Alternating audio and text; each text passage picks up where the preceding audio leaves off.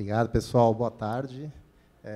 Bom, primeiramente, queria dizer que é um prazer estar aqui nessa primeira edição dessa iniciativa. Eu acho que é fundamental a gente explorar o potencial dessa geração.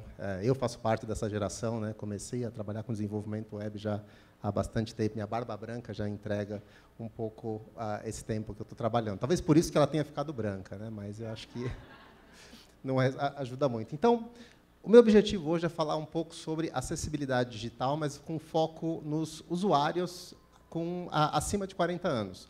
Porque, quando a gente pensa em acessibilidade, a gente sabe que beneficia pessoas com deficiência, mas a gente também tem um grande grupo de pessoas que são beneficiadas, e é para a gente pensar também no nosso futuro, em aplicações que a gente desenvolve que também vão nos beneficiar. Agora, deixa eu só ver para onde aponta. Tem um fininho. Ah, boa. Ah, foi. Bom, pessoal, eu sou o Reinaldo Ferraz. Bom, já falou bastante aqui sobre o meu currículo aqui. Essa daqui é a forma mais fácil de me encontrar nas redes sociais, né? @Reinaldo Ferraz. Eu normalmente publico conteúdo de acessibilidade no Twitter, Instagram, LinkedIn. Estou começando também a fazer umas coisas no TikTok, mas eu prometo que não tem live de NPC e nem dancinha lá, né? Então, tem um outro conteúdo também relacionado à comunidade técnica. Eu deixo aqui também o meu blog, ali no cantinho, e os SlideShare do Centro Web, onde a gente divulga todos os materiais. E eu vou subir também essa apresentação para lá. Eu acabei esquecendo, já era para estar aí. Eu trabalho com desenvolvimento web já há bastante tempo e me especializei em acessibilidade digital. Então, eu atuo muito em projetos para fomentar o uso de padrões de acessibilidade, para a gente ter uma web um pouco mais acessível para as pessoas com deficiência. Opa. E eu trabalho no W3C Chapter São Paulo. O W3C é o consórcio que desenvolve padrões na web, né? O consórcio internacional de desenvolvimento de padrões, né? HTML, CSS, SVG, centenas não, dezenas de padrões relacionados ao desenvolvimento web. E também trabalho no CEWeb, que é um centro de estudos sobre tecnologias web, que promove estudos e experimentação sobre tecnologias web. Então, dependendo do momento, a gente troca o chapéu de padronização e de estudos e experimentação também. E eu acho que é importante reforçar que são iniciativas do NIC-BR e do Comitê Gestor da Internet do Brasil. E eu acho muito importante ter o reforço dessas instituições na camada mais na superfície da web, que é onde estão os usuários. Talvez a web tenha sido a principal plataforma de conexão dos usuários com a internet. Talvez sem a web a gente não teria redes sociais, não teria e-commerce, a gente não teria internet banking e mais uma série de serviços por aí. Bom, então, já que eu vou abordar essa questão de acessibilidade para 40+, primeiro trazer alguns dados aqui, baseado da ONU de 2020. Então, a gente tem mais de 2 bilhões de pessoas acima de 40 anos no mundo. Então, é um número grande de pessoas, e esse número ele vem crescendo cada vez mais. As pessoas estão vivendo mais e estão tendo mais qualidade de vida para a gente poder viver por muito mais tempo. Além desse recorte, eu queria trazer um outro número interessante, baseado nos dados do CETIC, que aponta o número de pessoas que são usuárias de internet. Então, é interessante quando a gente olha as idades mais baixas, né, de 10 a 15 anos, de 16 a 24, elas já começaram alta, né, em torno de 84%, 92%, até chegar em 96%. Mas a faixa etária de 35 anos para cima, a gente percebe uma grande evolução nesse número. Principalmente quando a gente olha ali o número de 45 a 90 anos, que saltou, em 2016, de 54% para 85% da população de 45 a 59 anos. Então, é uma população que está envelhecendo e está utilizando cada vez mais aplicações e serviços digitais. E aí a gente tem que considerar alguns fatores que relacionam com algumas limitações que a gente tem decorrentes do envelhecimento. Então, a gente começa a perceber, por exemplo, limitações visuais, a gente já começa a ter dificuldade para enxergar letras muito pequenas, talvez um contraste não muito adequado entre o texto e o fundo, a gente tenha dificuldade para identificar algum tipo de texto. Auditiva, pode começar a ser difícil escutar alguns conteúdos, talvez precise aumentar um pouco o volume, ou talvez a gente não tenha áudio disponível para poder escutar algum determinado áudio em algum ambiente aberto. Limitação motora, começa a ficar difícil, talvez, clicar em botõezinhos muito pequenos, né? Hoje em dia, a gente tem resoluções de tela cada vez maiores, e, dependendo da resolução, se a gente não tomar cuidado com certas coisas, pode ficar difícil a gente pressionar um iconezinho pequenininho ali no canto da tela, né? Relação à memória, né? Conforme a gente vai envelhecendo, a gente sabe as limitações que o envelhecimento pode trazer com relação à memória. A gente pode ter dificuldade para poder prestar atenção em uma tela com muitos elementos, ou elementos que se mexem na tela, ou que ficam atualizando constantemente. E também com fala, né? A gente sabe que, conforme a gente vai envelhecendo, a gente pode ter limitações de fala, e isso eu toco principalmente quando a gente tem um mundo hoje dominado por assistentes pessoais, que a gente pode controlar diversas interfaces simplesmente com a voz. Talvez com um dia que você tiver que falar um pouco mais baixo, ou foi fazer, talvez, alguma intervenção na boca, na garganta, você pode ter dificuldade de se comunicar com esses tipos de dispositivos também. E aí, o que eu vou trazer aqui? Eu vou trazer algumas boas práticas para a gente considerar nas nossas aplicações, baseadas nas diretrizes internacionais de acessibilidade na web do W3C. Então, a última versão dessa documentação saiu agora, em outubro de 2023, e aí eu vou trazer para vocês algumas boas práticas que a gente pode implementar nas nossas aplicações, considerando o envelhecimento de parte da sociedade.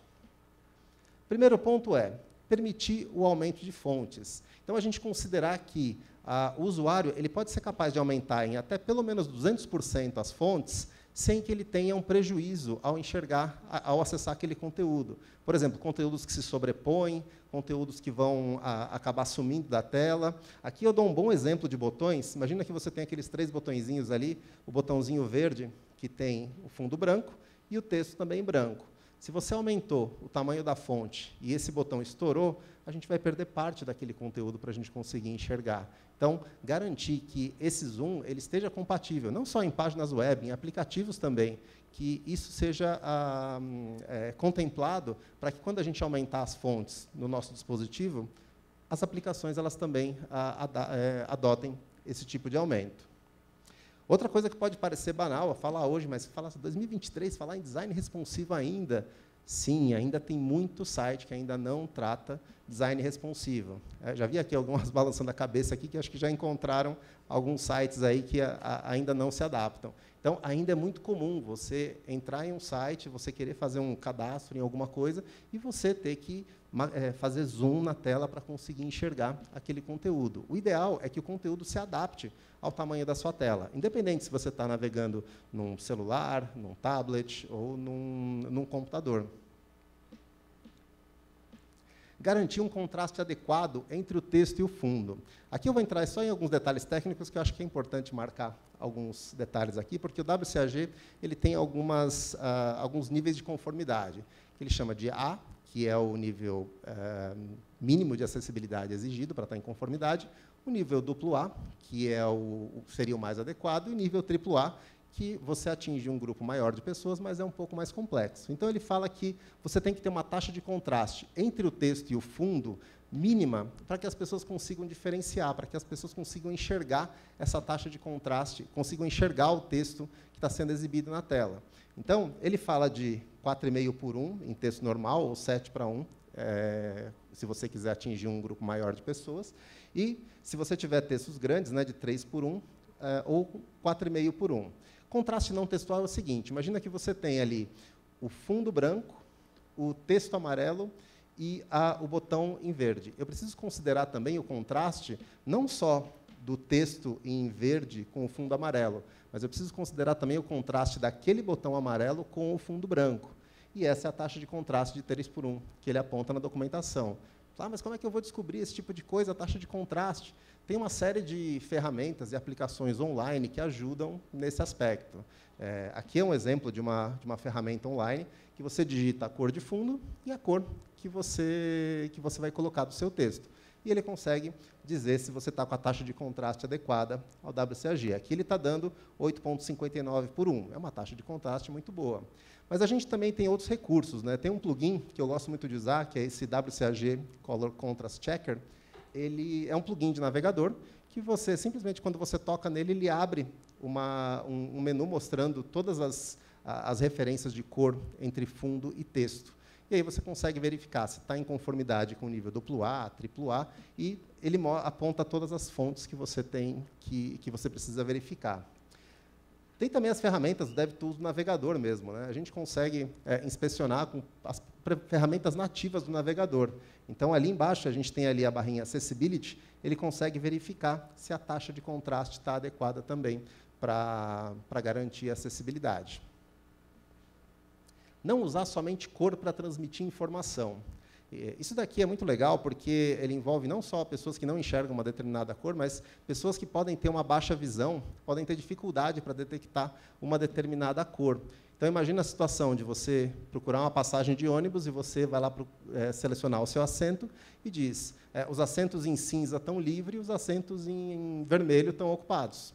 Se você não enxerga a cor, você não consegue verificar isso. Então, claro, você pode usar a cor para transmitir informação, mas não somente a cor. E aí eu trago um exemplo bem interessante aqui, que é muito comum a gente verificar na tabela do Campeonato Brasileiro, né? Eu deixei só a parte de cima, que meu time está quase sendo rebaixado, então é melhor deixar aqui nessa parte do meio. Mas a gente consegue perceber na legenda que os times classificados para a Libertadores estão marcados em verde, e os times que vão para a Sul-Americana estão em laranja. Só que se eu não enxergo uma determinada cor, olha só como é que fica essa tabela. Eu perco toda a referência visual e não consigo enxergar a diferença entre um e outro. Então, eu não vou saber se meu time foi classificado ou não, se eu não tiver essa relação de cor. E isso é muito comum, principalmente nessas tabelas de campeonatos, é muito comum fazer uso somente de cor para transmitir informação. Elementos interativos têm que ter foco visível. Por quê? Porque é muito comum a gente navegar também por teclado, né? A gente poder, por exemplo, preencher um formulário e você está navegando por teclado, você vai dar um tab e já vai para os próximos campos. Só que é muito comum a gente só encontrar funções na página só de passar o mouse. Quando você passa o mouse, ele muda de cor. O ideal é que você também garanta que essas ações funcionem quando você tenha o foco no teclado. Então, quando você tiver o foco no teclado, você estiver usando uma pseudoclass de passar o mouse, o hover, você também considerar o focus, né, para quando você receber o foco no teclado. Mesma coisa para eventos de JavaScript. Se você tem alguma coisa que você está passando o mouse e tirando, ele vai fazer alguma coisa, considera também quando ele estiver recebendo o foco de teclado e quando você estiver tirando o foco também.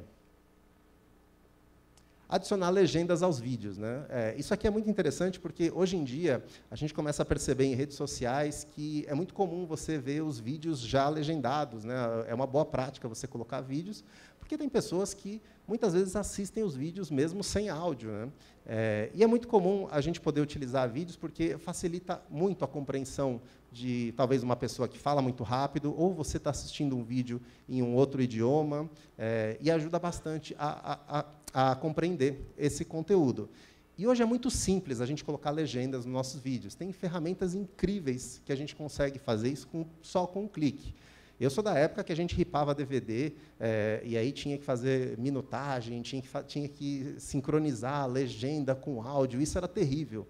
Hoje você faz isso tudo automaticamente, você pressiona um botão, ele já sincroniza e já coloca toda a legenda. Então, é um recurso extremamente útil e muito fácil para a gente poder implementar nas nossas aplicações. Garantir que os elementos interativos eles tenham um tamanho mínimo para você evitar um toque equivocado nos botões. O WCAG ele recomenda pelo menos 24 por 24 pixels. Por quê? Porque você imagina que você tem aquela interface num smartphone e você precisa pressionar para acionar um botão. Se esses ícones forem muito pequenos, você pode ter dificuldade para poder acionar ou pode acionar de forma equivocada um outro botão. Ele até tem uma certa tolerância com botões menores, até ali no segundo, né, ele mostra o exemplo de 20 pixels por 20, mas você tem um espaçamento de 4 pixels, pelo menos. O que você não pode ter é botões menores de 24 por 24 pixels colados um do lado do outro. Isso pode causar dificuldade para as pessoas que têm dificuldade para poder selecionar botões muito pequenos, né? Então, o que eu falei, às vezes a gente tem uma situação de uma pessoa com, talvez, tremores nas mãos, dificuldade para poder pressionar um determinado botão, e garantir um tamanho mínimo de botões facilita muito a navegação dessas pessoas. Evitar conteúdo que pisca mais de 3 vezes no intervalo de 1 segundo. Alguém já lembrou dessa referência aqui, né? Por isso que é bom falar no evento desse de 40+, que a maioria vai lembrar disso daqui. Essa daqui era... Eu trago esse exemplo porque foi o caso de um desenho do Pokémon que passou no Japão no final dos anos 90, e aí o personagem ele vibrava numa frequência muito rápida, e aí centenas de crianças foram parar no hospital com convulsões, elas tiveram crises de fotossensibilidade, porque ele vibrou numa frequência muito forte e as crianças começaram a passar mal. E essa é uma recomendação que é importante a gente trazer hoje, porque a gente tem telas muito pequenas, muitas vezes a gente acaba assistindo no escuro, na cama, antes de dormir, né? Fica dando uma navegada antes de dormir, e você ter um conteúdo que pisca muito rápido pode causar desconforto. E é até legal trazer aqui o Polygon, porque eu sempre trazia o Pikachu como exemplo, um dia me falaram, não, foi o Polygon que vibrou dessa frequência, né? Então, é bom corrigir para a gente manter o contexto histórico. Fornecer alternativas de interface. Isso aqui é muito legal, porque a gente tem uma série de dispositivos tecnológicos que a gente pode customizar uma série de ações dentro dele. Então, talvez alguns vão se lembrar, né, que alguns modelos de celulares, acho que principalmente da Motorola, né, que usavam Android, você conseguia balançar o celular e ele habilitava a câmera. Mas a questão, aqui o que a gente diz não é você proibir esse tipo de recurso, mas possibilitar que o usuário também possa fazer isso pela interface. Porque talvez o usuário ele não tenha força suficiente para poder levantar um smartphone e fazer um movimento como esse para ligar a câmera. Então, se ele não pode fazer isso, ele simplesmente vai pelo menu e aperta o botãozinho para poder habilitar. E isso com uma série de coisas. A gente pode considerar uma série de fatores. O mesmo caso, pensando em situações de customização, mas desde que a gente tenha um recurso que o usuário possa fazer por dentro da interface. Inclusive até com relação à fala, né? As assistentes pessoais, elas têm essa questão que, imagina uma situação que você foi fazer um tratamento dentário, uma cirurgia, você não consegue falar, você pode também controlar, você pode manipular pela interface do seu aplicativo também. Fornecer instruções para preenchimento de formulários, né? Bom, formulário, acho que ele é um ponto bem complexo para a gente falar, porque talvez é um dos momentos que a gente mais obtém dados do nosso usuário de forma voluntária. Então, a gente tem que tratar os formulários com muito carinho, de forma que eles sejam simples e de fácil compreensão. Então, o usuário ele tem que saber quais são os campos que ele tem que preencher, quais são os campos obrigatórios, informações de formatos exigidos para preencher, talvez dia, mês e ano, e também dar mensagens de erros amigáveis para o usuário, facilitar a percepção do usuário quando uma mensagem de erro acontecer, não usar somente cor para transmitir essa mensagem de erro, falar os campos em vermelho estão errados.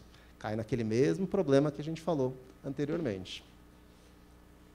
E fornecer controles de áudio, vídeo para conteúdos em movimento. Aqui a gente fala principalmente de você ter a possibilidade do usuário pausar, tirar o som, ou parar uma animação ou algo que está em movimento. Principalmente coisas que entram em movimento automaticamente. Entrou numa página, começa um carrossel passar na tela, possibilitar que o usuário também possa pausar esse carrossel, porque talvez aquele carrossel que vai ficar no topo da página se movendo toda hora pode atrapalhar a leitura de uma pessoa. Alguém pode estar preenchendo um formulário, pode estar fazendo alguma coisa que requer atenção, e aquele banner que fica pulando, que fica se mexendo, ele pode atrapalhar. Então, simplesmente permitir que o usuário tenha um botão, alguma forma de pausar e parar o conteúdo disponível. Bom, e aí, só para finalizar, eu acho que eu tenho 2 pontos importantes que eu queria trazer para a gente aplicar esses recursos de acessibilidade, que o primeiro a gente colocar acessibilidade na rotina do desenvolvimento.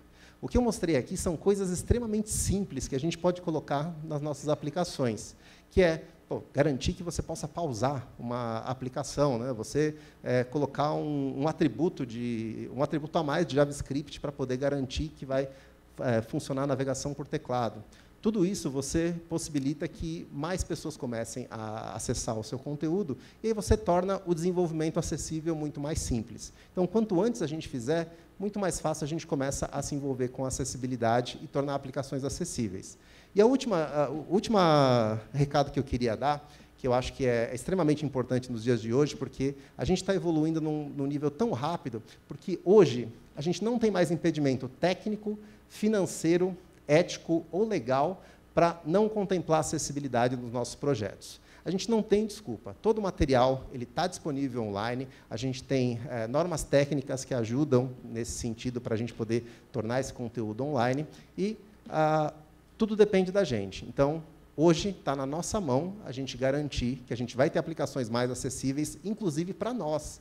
Pensando na aplicação que a gente desenvolve hoje, se a gente não cuidar da acessibilidade, talvez daqui a uns 10, 15 anos, a gente pode encontrar barreiras em aplicações que nós mesmos desenvolvemos. Então, eu acho que talvez o recado mais importante seja esse. Vamos pensar na gente, porque a acessibilidade ela beneficia todo mundo. Obrigado, gente.